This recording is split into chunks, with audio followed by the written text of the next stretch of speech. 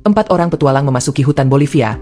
Mereka bercita-cita untuk menemukan suku Toromonas. Konon suku misterius ini menyimpan banyak emas. Tapi di tengah perjalanan, mereka berbeda pendapat.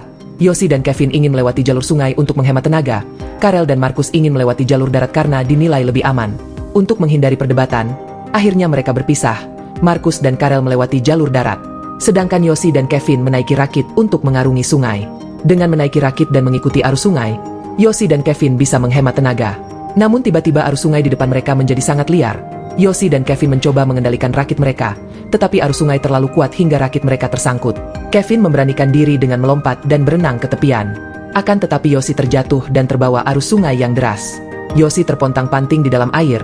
Ia berusaha sekuat tenaga meraih tepian sungai. Untungnya sebuah batu di tengah sungai menjadi pegangannya untuk bertahan. Akhirnya Yoshi berhasil mencapai tepian sungai.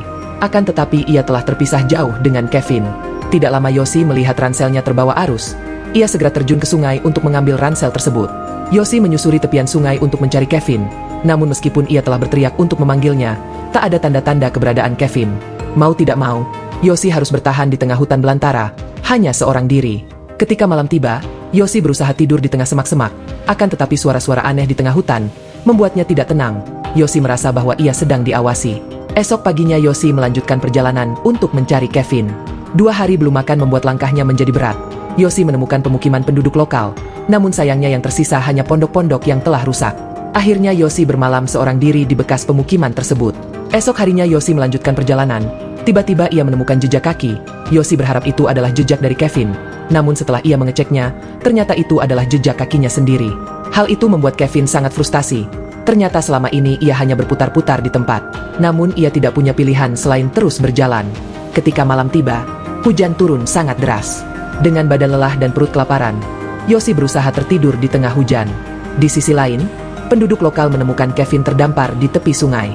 Mereka segera membawanya ke pemukiman terdekat. Kevin mendapatkan perawatan hingga pulih. Kemudian ia melaporkan bahwa temannya Yoshi masih belum ditemukan. Sementara itu Yoshi tengah berjalan dengan sempoyongan. Tiba-tiba ia terjebak di tengah kubangan lumpur hisap. Perlahan-lahan ia meraih tanaman di sekitarnya untuk membantunya keluar.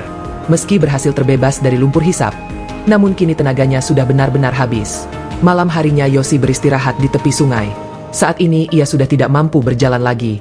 Esok paginya Kevin bersama penduduk lokal mencari keberadaan Yoshi. Namun seharian mencari, Yoshi tidak ditemukan. Ketika mereka hendak kembali, tiba-tiba Yoshi merangkak dari balik batu, lalu berdiri dengan sisa tenaganya. Akhirnya Yoshi ditemukan. Saat itu Yoshi berada tepat di antara hidup dan mati. Kevin dan penduduk lokal segera membawa Yoshi ke pemukiman. Jika kalian menjadi Yoshi, apakah kalian akan mampu bertahan?